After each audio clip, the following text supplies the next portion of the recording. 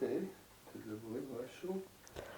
זאת אומרת, hi. Good wishes to you all. Hi, I'm Karen Alkalay-Gut, and I'm a retired professor from Tel Aviv University, and I write poetry a lot. Poetry does a lot for me. So I really want to give you today, I want to give you a little hug with poetry, with some poems and with some good wishes. I want to talk to you a little bit about what we have the power to do with words. You know the word abracadabra. You know that word. And you know where it comes from? The word comes from Aramaic. It comes from a word, two words in Aramaic. Avra, it will happen. Kedivra, as it was said. That is, what you say you can make happen. The word makes the world. I once wrote a book about that, but all the poems in the book are not relevant today, and I want to talk about what's powerful today and what we can do in these times with words. First of all, what poetry is and what the revolution is in poetry. All poetry is revolutionary. All poetry can change the world. Let me read you a couple poems about that. This one is called All Poetry is Revolutionary. All poetry is revolutionary because it demands you think of words not to convey information and perhaps to lie, like so many users of words in commerce, education, medicine, statistics, journalism, politics.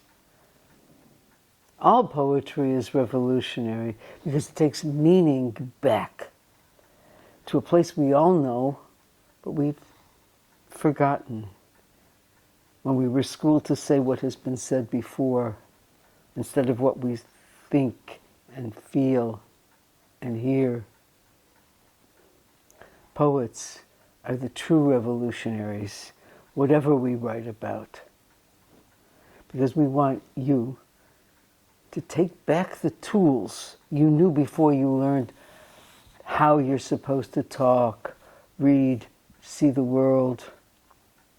All poetry is revolutionary because it says, take back your life, own it, and make it what it should be. I'm going to read just two poems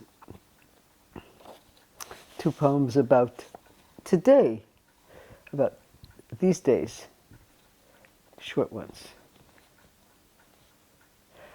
For goodness sake, don't tell me not to touch my face. For me, it creates an overwhelming urge to stick my finger in my nose, rub my eyes, and not surprisingly, even out the balm on my lips. I hadn't thought of any of this before. But your warnings command me to remember those little itches I ignore all day long. If I get sick, I'll blame you. No, I won't. And here's the last one about today. Quarantine. We're all stocked up, ready to stay home for at least 2 weeks.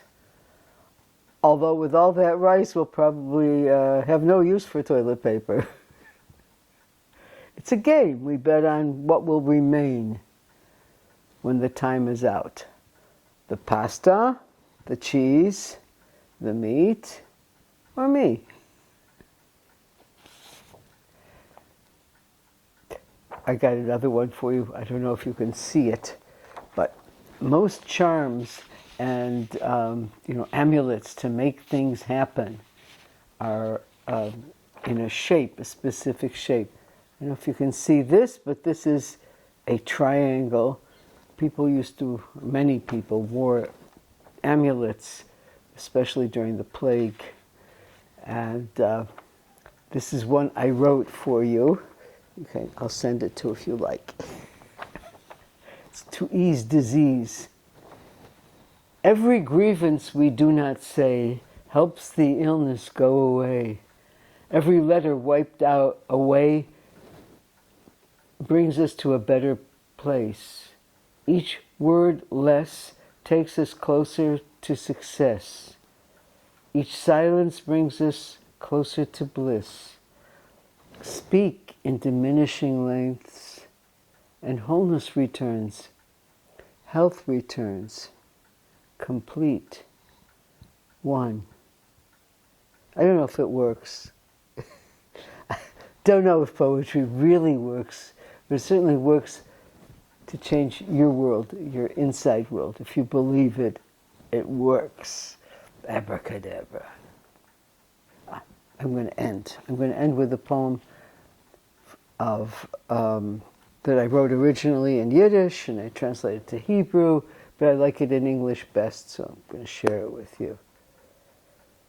Finish eating, my grandmother would urge her children, hoping to clear the table for the next meal. But they would laugh, finish, and nibble their bread. When you finished eating, you're dead. Keep eating. Warm hugs. Bye.